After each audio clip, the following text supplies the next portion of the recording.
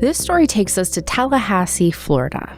It's late spring of 2009. I Got a Feeling is blasting from car speakers, windows down on purpose. College students at Florida State University are grinding through finals, counting down the days until they leave town for the summer. But until then, it's schoolwork, meeting friends for late-night food runs, and living in that familiar, everyday rhythm. Until one night, everything shatters. Because when a controlled, planned, and by-the-book police operation fails, and an innocent college student's life is put at risk, it opens up a lot of questions. And when you learn Rachel Hoffman was only 23, just beginning her adult life, it's hard to believe that this even happened. This is the story of Rachel Hoffman. I'm Ashley. And I'm Ricky. And this is Crime Salad.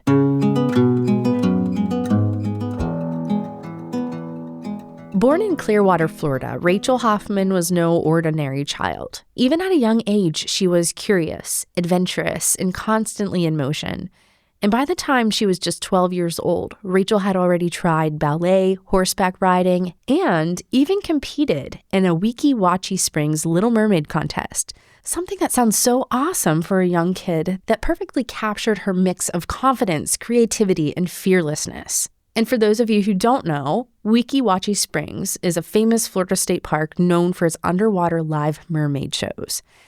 And by the age of 18, that list of activities only grew. Rachel learned to play both the flute and piano. She went skydiving and hiked the Grand Canyon. She wasn't someone who just watched life from the sidelines. She was jumping headfirst into action, always looking for the next experience. And by the age of 23, Rachel had earned her undergraduate degree in psychology, completed an internship at a mental health institute, and traveled internationally. She was deeply compassionate and endlessly imaginative. Friends described her as warm and generous and someone who would cook elaborate multi-course meals just because she loved hosting people. If someone was sick, Rachel would show up with homemade matzo ball soup. She also had big ideas. She originally planned to go into counseling. Then she started thinking differently. She told her dad she wanted to apply to culinary school to combine both food and therapy. She imagined working with kids who hated sitting on the couch and talking about their feelings. And she thought, well, maybe these kids would want to open up if they were baking cakes or making spaghetti. And that's an amazing idea. And that right there really paints the picture of who she was as a person. She was always thinking of ways to help people that felt genuine. Her mother, Margie, once joked that Rachel was conceived on a windjammer sailboat during her tropical honeymoon in the Caribbean, like one of those big pirate-like sailboats. Margie later shared photographs from that trip, ones that showed sun-soaked, carefree people wrapped in each other's arms, blissfully in love. But this chapter didn't last. Within a year and a half of Rachel's birth, Margie and her husband, Irv, separated. It seems like they had their differences. Margie was more of a free spirit. She wore long, flowing skirts, burned sage smudge sticks in the living room, and believed in intuition and energy, while Irv, on the other hand, was what Margie described as a straight arrow. He was the son of Hungarian Czech Holocaust survivors, and he valued structure, routine, and stability. Together, they represented two very different ways of moving through the world. Growing up between those two worlds made Margie wonder if it took a toll on Rachel, whether that constant shift between freedom and structure shaped how she coped as she got older. By the end of high school, Rachel had been voted party animal of her senior class. It was meant to be funny, but for her parents, it came with real anxiety as she prepared to leave home and attend Florida State University. Before Irv drove Rachel to college, Margie left Rachel a 5-page letter on the kitchen counter, and it was equal parts of reassurance and humor, with her writing that if Rachel was ever lonely or bored or just missed her wonderful mother, the phone was just a few feet away. She promised Rachel would be just fine. During her time at FSU, Rachel was building towards the future she had always imagined. She earned admissions to a master's degree program in mental health counseling, submitting an application essay that reflected both her empathy and her family history. And in it, she wrote about her grandparents who witnessed the murder of their family and who were severely and emotionally scarred. She wrote about how their experiences taught her the importance of family, hard work, and survival. It was deeply personal, and it showed how seriously she took the idea of helping others heal. At the same time, Rachel was living very much like a college student. She smoked marijuana, something that many of her friends knew about, and she sold it occasionally in small quantities to people that she knew. And this is where things started to snowball, because a single encounter with police ended up defining everything that came next. On February 27, 2007, Rachel was pulled over for speeding, and during the traffic stop, police found an ounce of marijuana in her car. As a result, Rachel was required to enter a drug misuse rehabilitation program, which included strict conditions and periodic drug testing. A year later, in March of 2008, Rachel missed one of those required drug tests. She had traveled out of Tallahassee to attend a funeral, something she didn't think would derail her life, but that missing test counted as a violation. So in early April of 2008, Rachel spent a weekend in jail for failing to appear. By this point, Rachel was still dreaming about graduate school, about counseling, about helping people find healthier paths forward. She had no way of knowing that these minor charges and the pressure surrounding them were leading to something bigger. In May, police arrived at Rachel's apartment after neighbors reported smelling marijuana and suspected that drugs were being sold from her home. And when the officers searched the apartment, they seized about 5 ounces of marijuana, along with Valium and ecstasy pills. The amount of marijuana was far beyond what the law considered personal possession at the time. And the Valium and ecstasy pills, even in small quantities, significantly escalate drug charges. Legally, that combination put Rachel in serious jeopardy, regardless of how she actually used or shared those substances. So Rachel was now facing felony charges, including possession of cannabis with intent to sell and maintaining a drug house. Charges like that carried the possibility of prison time, and for someone who had been accepted into a master's program and dreamed of working in mental health, that was devastating. Law enforcement had leverage. According to court records and later reporting, Ryan Pender, the senior officer with the Tallahassee Police Department, offered Rachel what was presented as a way out. He told her that she could help herself by providing what he called substantial assistance to the city's narcotics team. So, in other words, cooperate, and her charges could be reduced or dropped entirely. Yeah, and substantial assistance can mean a lot of things, especially to someone who's scared, young, and desperate to protect her future. It seems like Rachel could have been left with the impression that if she did what they asked, this nightmare could just go away. There was no formal immunity agreement or clear boundaries, but Rachel agreed. So at first, Rachel's work as a confidential informant appeared to go exactly the way police had led her to believe that it would. Her early assignments were described as smooth sailing. With undercover officers nearby as backup, Rachel made controlled buys from low-level dealers, and those individuals were quickly arrested. Her boyfriend at the time, Ben Reeves, later said that police gave Rachel very specific expectations. They told her if she got guns and bad drugs off the street, she would only have to do 1 or 2 stings. So she was supposed to do these busts and get off scot-free of her charges. But that promise was shifting. Now, according to a deposition from one of Rachel's friends, law enforcement made it clear that small marijuana cases wouldn't be enough to work off her felony charges. Instead, they wanted high-value targets, like large quantities of heroin, cocaine, crack, ecstasy, and guns. And those things are so much different than the things that she was actually in trouble for. And that's a lot of pressure for someone who had such big plans and goals for her future and doesn't even align with what she's familiar with as far as substances. But surely Rachel wanted to do everything she could to get these charges to go away, and she already had a connection. A fellow Florida State University student told her about a man he had been seen dealing drugs at a car detailing shop near campus, and he only knew him as Dre. But he believed that he might have access to ecstasy and cocaine, possibly more. Rachel had recently had her Volvo serviced at the same shop, and Dre had even joked with her about the strong smell of marijuana in the car. Soon after, Rachel was wired with a recording device and sent back to the shop. So, using her friend's connection, she reached out not to Dre directly, but to his brother-in-law, Danilo Bradshaw. Rachel requested a stash of cocaine, 1,500 ecstasy pills, and, in her own words, a small and pretty handgun. She told Bradshaw the drugs were for friends visiting from Miami. And when it came to the gun, she tried to keep it light, even joking as police were listening in through the wire. But this request was massive and risky. But police encouraged Rachel to carry out this task, negotiating a major drug and arms transaction. And this was supposed to be her last one.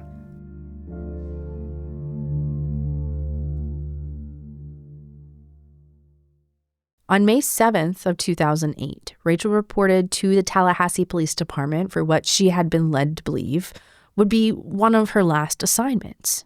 Inside the department, she met with Ryan Pender, who walked her through the details of the operation, like who she would be meeting, what she would be buying, and how the exchange was supposed to go.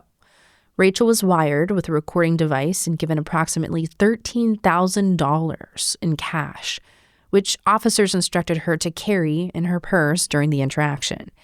And the plan was for her to meet two men in the parking lot of Forest Meadows Park and purchase a firearm, 2.5 ounces of cocaine, and 1,500 ecstasy pills.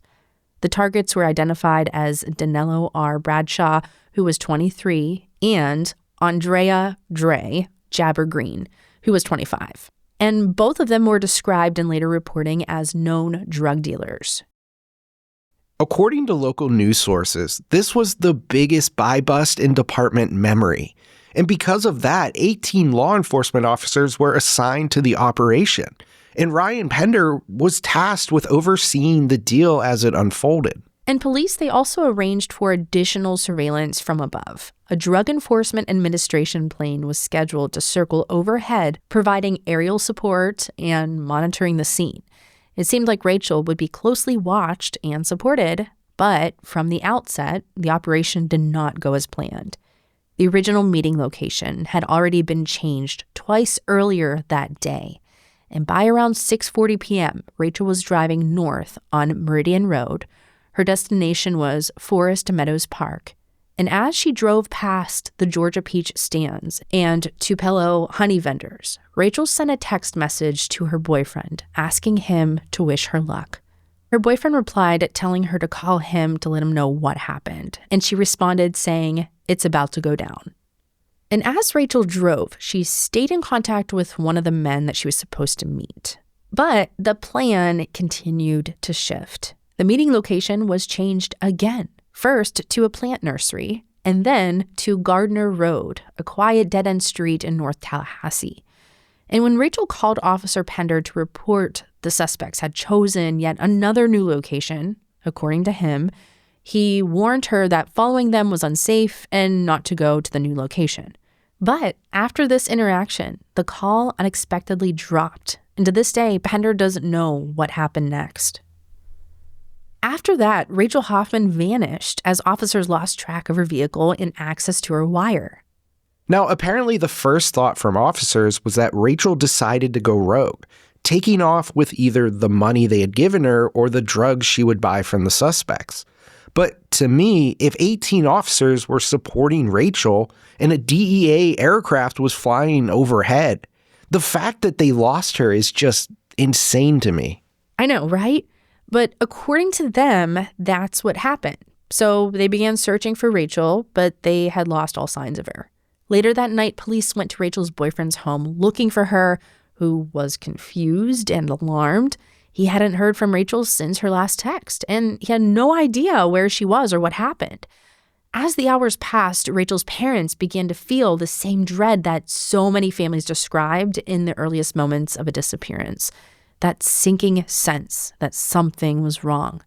At around 2:30 a.m., Margie received a phone call at her home in suburban Safety Harbor, where a police officer simply told her that her daughter was missing.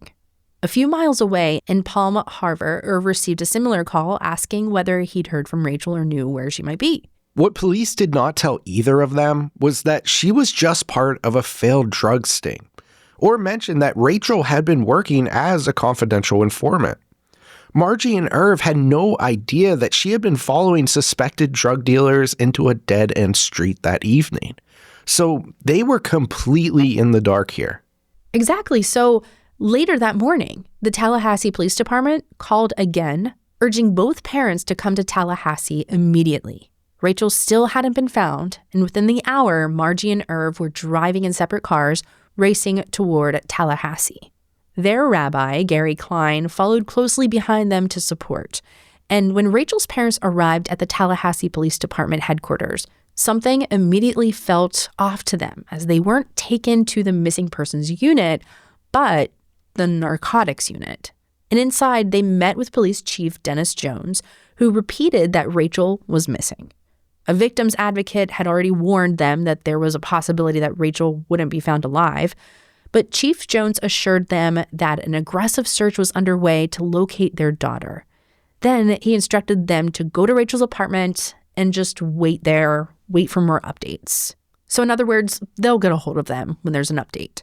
And according to reports here, there's still no mention of the sting or what was going on prior to her disappearance. So I can't even imagine what they were thinking in that moment. Right. And Margie and Irv, they went straight to Rachel's apartment as they were told, which was filled with scented candles and posters on the wall of John Lennon and Johnny Depp. They sat down, they turned the TV on, scanning the news for updates on her case, and that's when they learned the truth. According to a report by The New Yorker, they heard on the TV that Rachel had provided assistance during a police operation the day before, and that authorities suspected foul play in her disappearance. A departmental release named two suspects, Andrea Green and Danilo Bradshaw. Imagine finding out that your daughter was involved in a dangerous police operation from the evening news and not the police that you just finished talking to. Like, what the hell? I don't even know what they were feeling at this point. You think that the police would tell them directly what was happening? The reports continued saying that Rachel's silver Volvo had been found, abandoned in Perry, nearly 50 miles east of Tallahassee. The car was empty, parked beneath a tree outside the welding shop with no sign of Rachel. And the reports continued, saying that Rachel's silver Volvo had been found abandoned in Perry, nearly 50 miles east of Tallahassee. The car was empty, it was parked beneath a tree outside of a welding shop with no sign of Rachel. Rachel's phone had been discarded along the roadside, which Irv reported gave him an immediate dark, ugly feeling. He thought about how he gave that phone to her as a gift, and he knew that someone would have to pry it away from her to get it. He knew something had gone terribly wrong. By that point, the reality was impossible to avoid that Rachel hadn't simply disappeared. Her car was abandoned, her phone was gone, and police were openly stating that foul play was likely involved. Just after dawn the next morning, Margie and her husband, Mike Wise, who had arrived overnight to be with her for support, drove out to grab some coffee and bagels as they waited to be updated. Margie was standing alone in a parking lot of a grocery store when she got a phone call from Irv Hoffman. He told her that she needed to come back to the apartment. She said later that she knew immediately that Rachel had been found. So she ran back into the store frantically, searching the aisles for Mike, screaming to the cashier, to strangers, to anyone who would listen, asking for her husband, saying, "My daughter was just murdered." And this is so chilling. She knew. I can't even imagine what kind of feeling that is. It's every parent's worst nightmare. Back at Rachel's apartment, their rabbi, Gary Klein, confirmed what Margie already knew, that Rachel's body had been found. She was lying in a dry creek bed near Cabbage Grove Road outside of Perry. She had been shot multiple times, 5 gunshot wounds to her chest and head. Rachel was just 23 years old. And later that morning, journalists, they gathered in a forest clearing near where Rachel's body was still laying as the Tallahassee Police Department held a press conference. By then, the 2 suspects, Andrea Jabber Green and Danilo Bradshaw, had been apprehended. And at around 6:30 a.m., they led police to Rachel's body. And even though they had already arrested her attackers, Officer David McCraney made a statement before the cameras that haunted Rachel's family for years. He said that they had established protocols to ensure Rachel's safety. and that at some point during the investigation, Rachel chose not to follow those instructions. McCraney said that she met Green and Bradshaw on her own, and the meeting ultimately resulted in her murder. And if we go back to what happened, we know that at some point during the operation, police lost sight of Rachel and of her vehicle, with the aircraft flying overhead and 18 officers on backup. The surveillance that was supposed to keep her safe had failed. Rachel was shot and killed by the two men she had been sent to meet. And according to the Hoffman family's attorney, the situation escalated the moment the suspects discovered Rachel's wire. Once it was found, one of them went into a rage and shot her with the same gun she had been sent to buy. By the time police finally arrived at that location, which remember, Rachel had called to tell them that location before she went there, the only thing that was left behind was a single flip-flop. Right, and that's another thing that doesn't make sense here. If Rachel wanted to disregard the instructions and run off, she probably wouldn't have called to inform officers of the updated location that she got from the suspects. It just honestly doesn't make any sense to me. Yeah, that's a good point. And during the initial investigation, officers recovered a spent .25 caliber shell casing, live rounds, cigarette butts, and one of Rachel's flip-flops that we mentioned. And this is the only physical trace left behind after police lost visual contact with her. They also examined Rachel's abandoned silver Volvo and her discarded phone. They identified the suspects quickly through surveillance footage, phone records, and communications tied directly to the sting operation.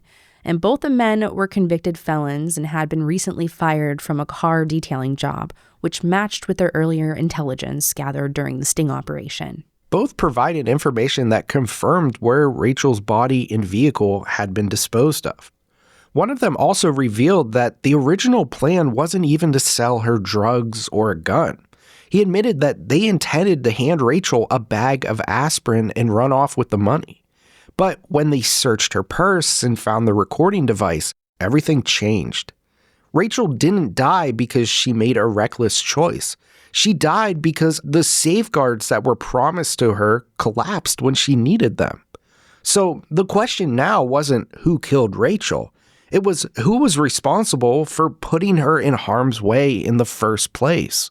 And the Tallahassee Police Department, they wanted to make it very clear that they were not responsible. Rachel's parents, they sat in her apartment. They watched the news coverage unfold on television. In the hours and days after Rachel's murder, police statements and front-page headlines became to frame their daughter as a villain. Irv said it felt like Rachel was being rewritten in real time, from a bright, compassionate young woman into a horrible drug-dealing monster.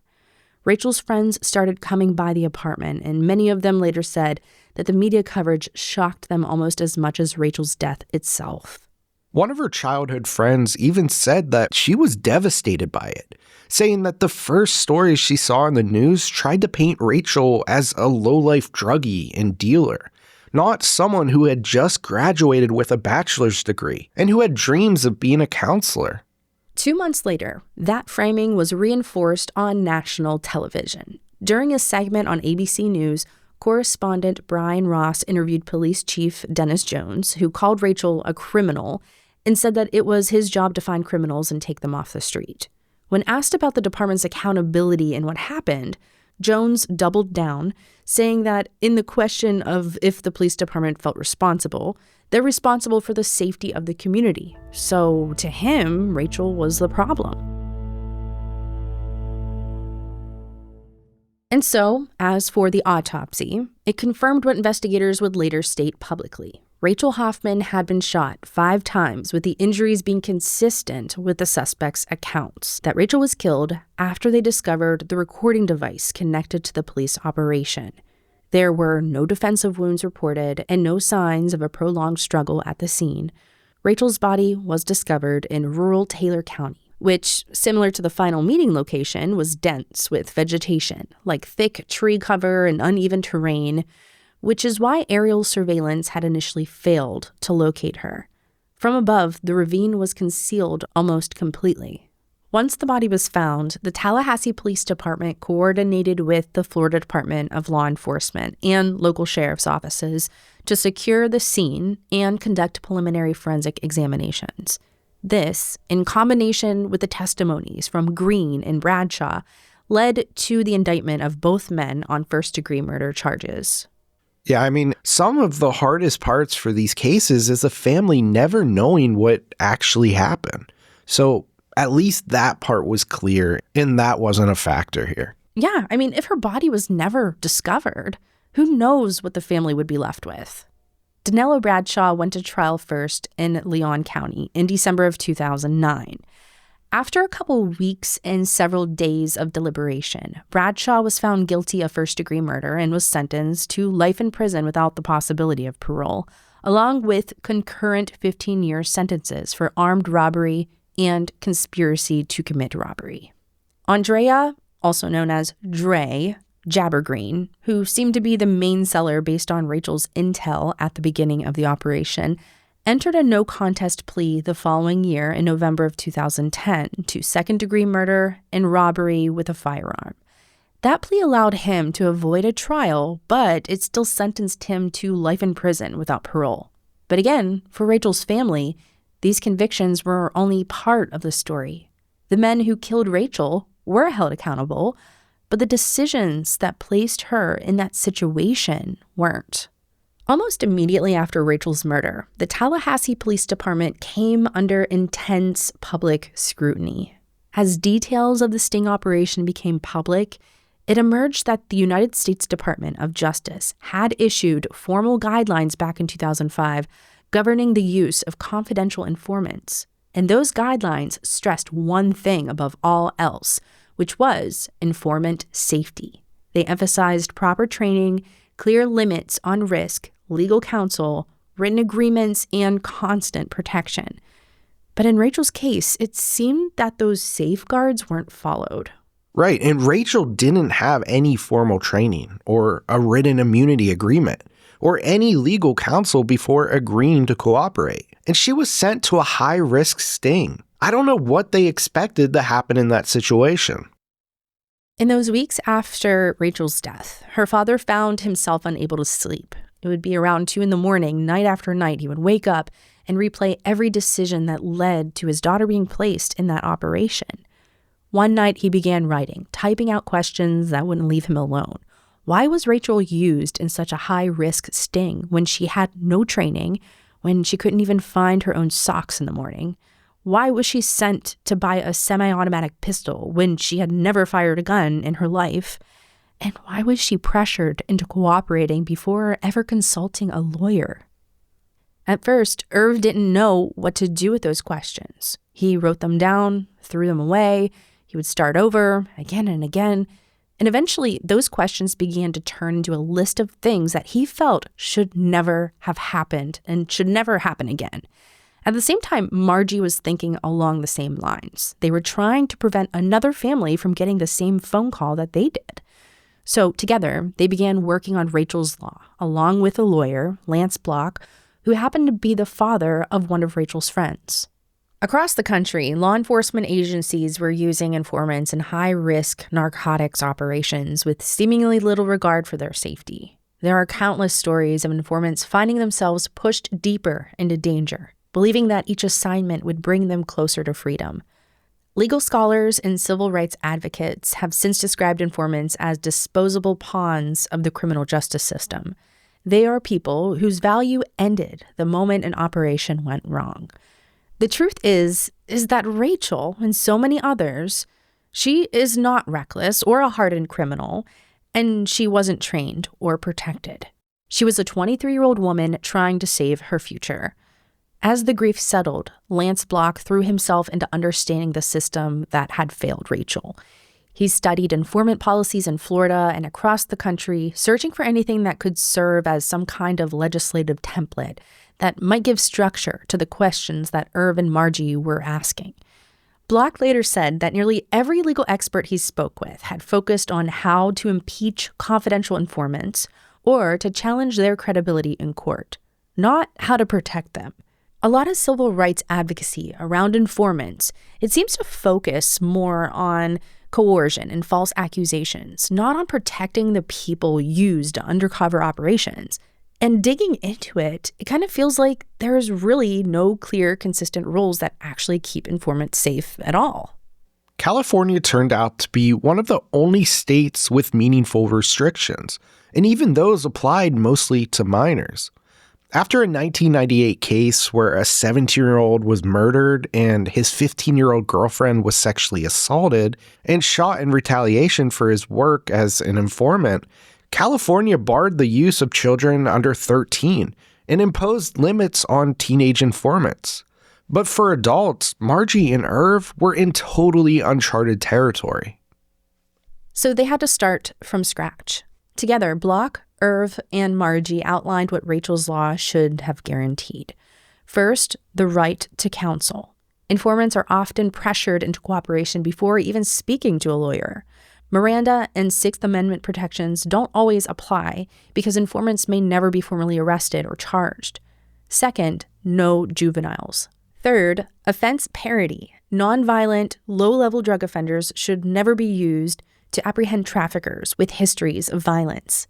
Fourth, no informants in drug treatment programs. Rachel was actively in treatment, which made her especially vulnerable to coercion. And beyond that, there were dozens of other safeguards, like written agreements, risk assessments, supervision requirements, which all were designed to close the gaps that Rachel had fallen into.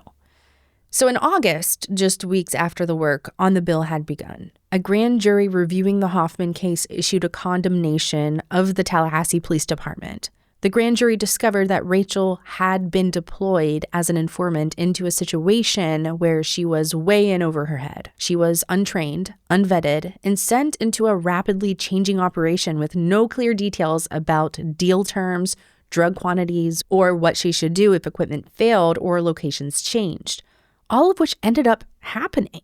The jury said that the planning of the sting was unconscionable. She cried out for help as she was shot and killed, and nobody was there to hear her. They said that Rachel wasn't only underprepared, she was completely misled. She thought that officers would be nearby, ready to intervene if something went wrong. The grand jury also highlighted deep supervision failures by the Tallahassee Police Department. An internal review identified 21 separate policy violations, including the lack of a meaningful risk assessment before sending Rachel alone to meet armed suspects. Despite Rachel's private text messages expressing fear, officers relied heavily on her outward confidence, which was never an adequate substitute for professional judgment. Along with the indictment of Danilo Bradshaw and Andrea Jabber Green, the jury issued a report focused entirely on law enforcement conduct, calling it ill-advised, and said that her death was partially attributed to negligent conduct by the department.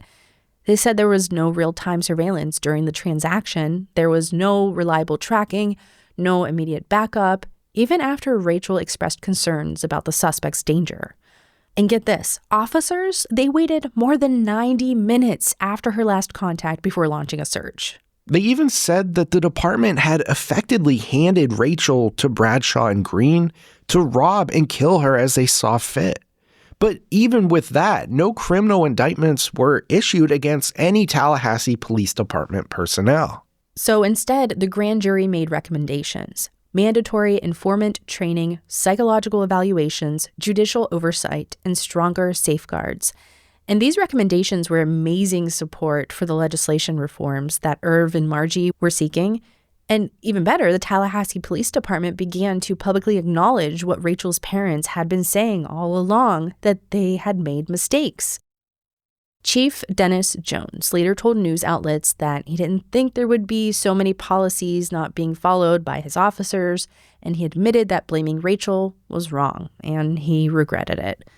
So Rachel's parents stepped forward. With the help of Lance Block, Margie, and Irv, they proposed Rachel's law to Florida legislature. Two lawmakers, Senator Mike Fasano and Representative Peter Nair, agreed to sponsor the bill. Committee hearings were scheduled and testimonies were prepared. For the first time, it looked like Rachel's death might lead to change. But that's when the pushback came. Unsurprisingly, the Florida Department of Law Enforcement and the Florida Sheriff's Association, among other groups, aggressively lobbied against the bill. Committee meetings filled with more than 100 law enforcement officers, like vice and narcotics agents. They were all there to oppose Rachel's law.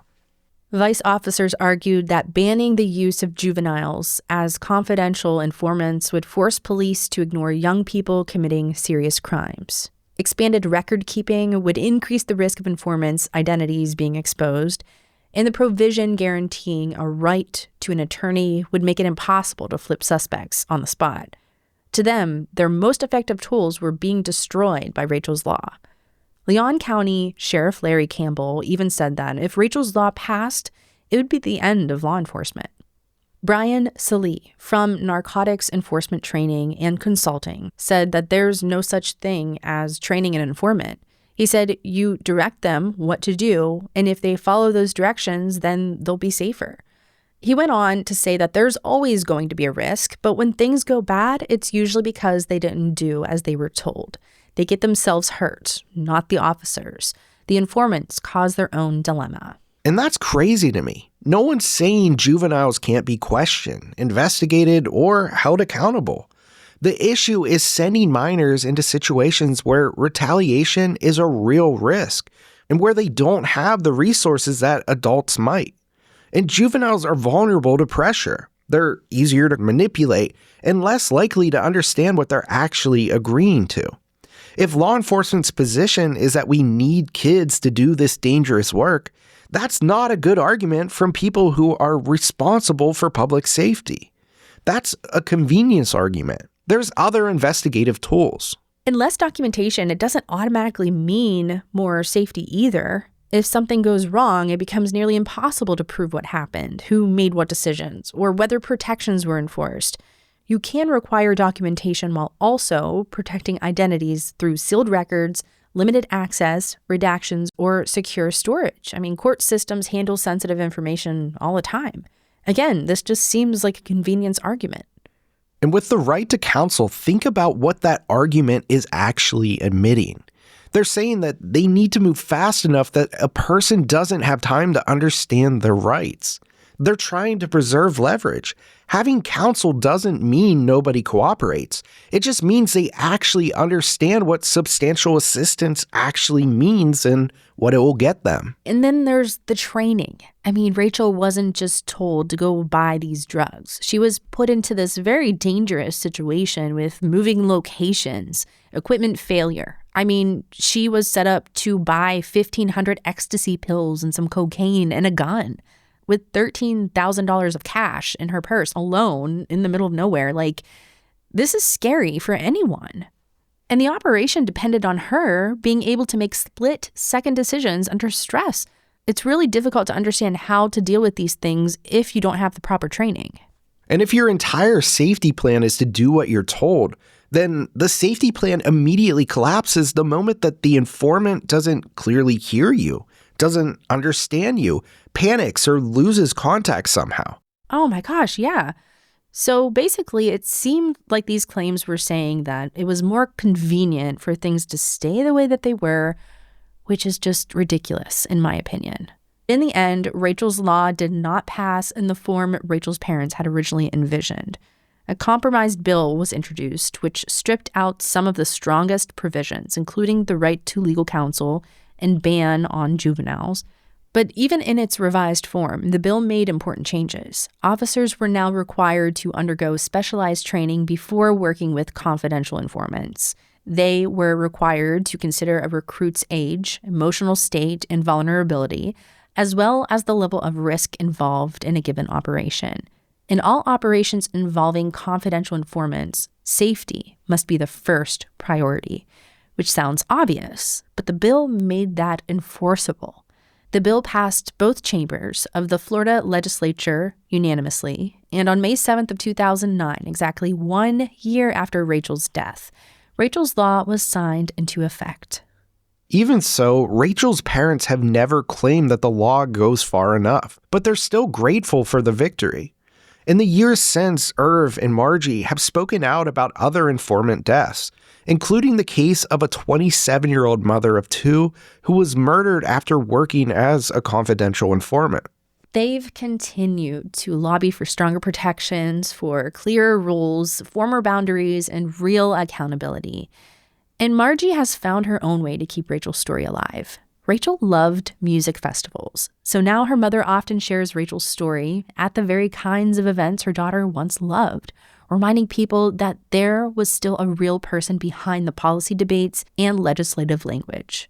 Critics, including legal scholars, have argued that the final version of Rachel's Law didn't fully confront the deeper problems in the informant system. Some have said the strict provisions would have actually made policing more efficient and equitable, not less. Clearer rules don't slow law enforcement down. They reduce chaos, inconsistency, and avoidable tragedy. Since the war on drugs, informants have become central to narcotics policing. Drugs are sold in closed networks, and outsiders, they can't really easily penetrate them. So informants are how cases get built. So, we're not saying that informants should be removed altogether, but, just more safety. But not all informants are the same. There's paid informants, voluntary informants, and coerced informants. And Rachel was squarely a coerced informant who was vulnerable, operating without a written agreement or judicial oversight. So the pressure to flip was informal and probably scary. And that's the main criticism. The system treats coerced informants as if they're freely choosing to cooperate, when in reality, they're acting under a threat. That's why scholars argue that the provisions stripped from Rachel's Law should be restored and adopted nationwide. They say giving informants access to counsel, limiting who can be used, and formalizing protections wouldn't hinder investigations, but standardize them. It would reduce reliance on fear-based cooperation and make outcomes more consistent across race, class, and jurisdictions. Not to mention the fact that without written documentation, there's no guaranteed legal protection. Informants who are harmed by police negligence rarely succeed in court. That makes early access to legal counsel even more important. And to add to that, the secrecy to that, being told not to tell your friends, your family, or anyone else what you're doing, you're creating an environment where people are isolated, pressured, and unable to actually process what they're being asked to do. So the final version of Rachel's Law? Agencies only have to offer access to counsel if the informant asks, and there's no guarantee it'll be funded. And even though it says that safety should be a priority, there's really not any explicit requirements to prioritize or measure that. Exactly. So having counsel involved means that the informant understands what they're being asked to do. And it takes away the fear of coerced informants. They can slow the process down, ask if the operation is proportional to the charges, if the informant is being pushed beyond their capacity, or if someone who is actively in a treatment program is being put back into harm's way. And to touch on this again, legal scholars point out that transparent, informed agreements lead to better cooperation with law enforcement. Since informants understand the risk and are more likely to stick with the operation, follow instructions, and provide reliable information. When agreements are clear and informed, departments are less exposed to lawsuits, public backlash, and catastrophic failures, which would all strengthen investigations. But anyway, this just opens your eyes to what Rachel's parents are still fighting for.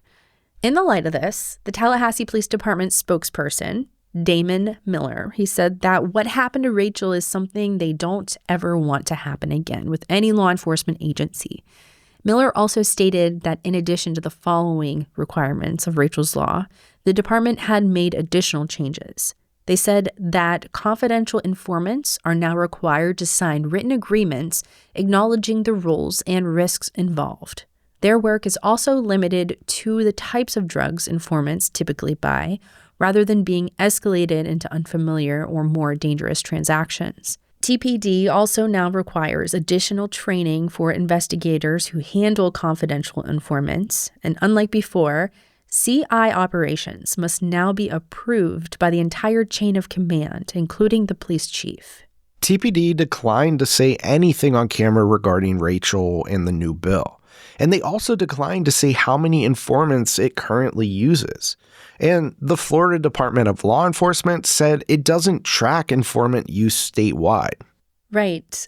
And as public attention on Rachel's case continued, Lance Block said that while the city had initially acknowledged their negligence, policy violations, and even apologized for what happened to Rachel, the tone had changed completely once legal accountability entered the picture.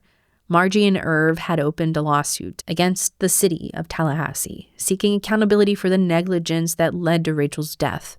And Block said that since the lawsuit had been filed, the city was refusing to accept any responsibility. They started to blame Rachel over again, and they tried to put Irv and Margie right back to where they started. But the city couldn't backpedal.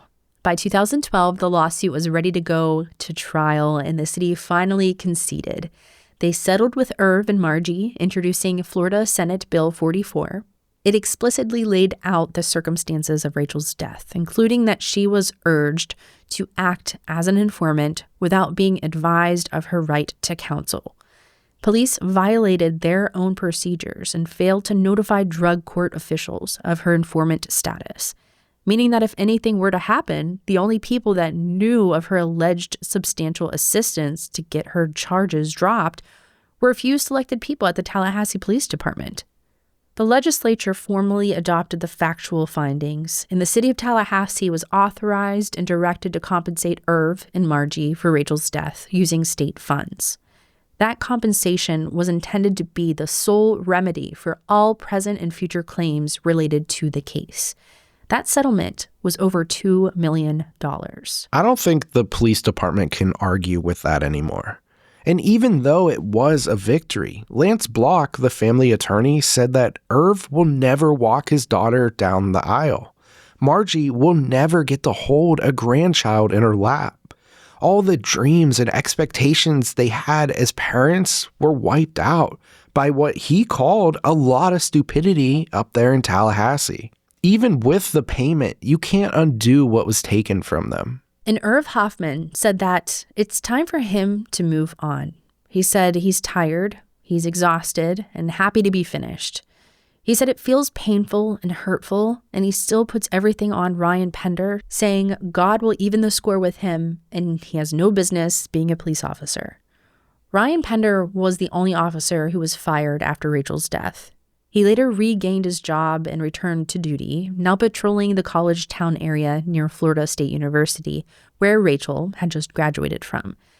And that has never stopped haunting Rachel's father. Every year, on the anniversary of Rachel's murder, Irv calls Pender's work phone, and every year he leaves a message reminding him of what happened on that date. And every year, he asks for the same thing, for Pender to call him back. Pender has never called him back or spoken publicly about the incident.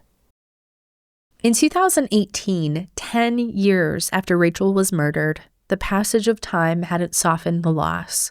Rachel's mother described it as a nightmare, saying it went by really fast, and in some ways it still feels like it happened yesterday. On the anniversary, Margie planned to do what she often does when grief resurfaces. She visits Rachel's grave and sorts through boxes of old photographs. Only within the previous year had Margie visited the dead-end road where Rachel was killed. She said it was overgrown and unkempt, with a narrow path leading down towards a lake. She brought sage with her and smudged the area, trying to reclaim a place that only represented violence to her.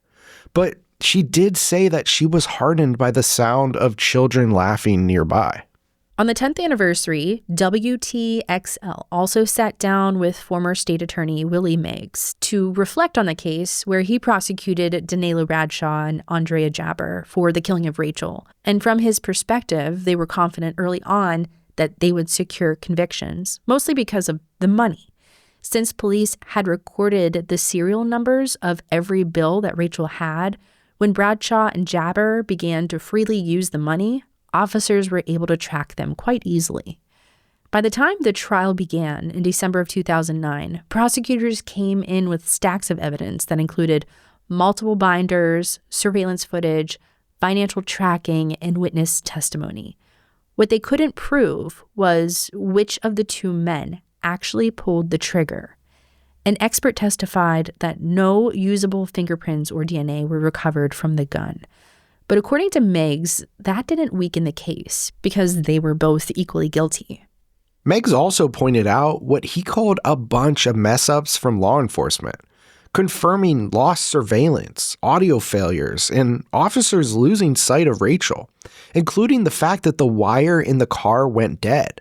And this just shows that Rachel wasn't intentionally disregarding police orders. And there's that. So during the trial, the state called 25 witnesses, while the defense only called 2 inmates of Andrea Green, who testified that Andrea was the one who had confessed to shooting Rachel and pressured Bradshaw not to say anything. And this was 10 years later when the public finally found out who pulled the trigger and that Rachel didn't bring this onto herself. Meigs said that after 50 years in law enforcement, the death of Rachel especially impacted him, saying that it never should have happened, Rachel never should have been there, which is now why we have Rachel's Law. In September of 2019, Rachel's mother returned to the campus of Florida State University as an advocate. She was there to hand out flyers, promoting a documentary about Rachel's life, her death, and the law that's named after her. It was her first extended time on campus since moving Rachel into college, and Margie said she hoped students would see the film and walk away understanding their rights, especially how vulnerable they can be when law enforcement pressures people. She didn't want anyone else to get in over their head the way that Rachel did. And Margie also said that she wants lawmakers to watch the film because she believes that Rachel's Law could and should be stronger. She wants every confidential informant to have access to legal counsel, especially when cooperation can put their life at risk. In the documentary, it's called Rachel's Law. It screened on September 22nd, 2019 at the Challenger Center in Tallahassee. You can actually find it on YouTube as well as on its dedicated Facebook page called Rachel's Law. And speaking of Facebook pages, Margie also started a Facebook page called the Rachel Morningstar Foundation, which educates the public on the current use of and the risks for confidential informants. With the help of cinema, music, journalism, and legislators, they believe that they can create a stronger Rachel's Law nationwide. Rachel Hoffman was 23 years old. She loved music festivals, cooking for friends, and the idea of helping people heal. Cooperation should never cost someone their life, and safety should never be optional. If this case moved you, we encourage you to learn more about Rachel's Law and the ongoing efforts to strengthen protections for confidential informants. Thank you so much for listening to Crime Salad. If you would like to support the show or hear more cases like this, please follow us, subscribe wherever you're listening, leave us a review, maybe check out our Patreon if you'd like ad-free listens, and share this episode with a friend. We will see you next time.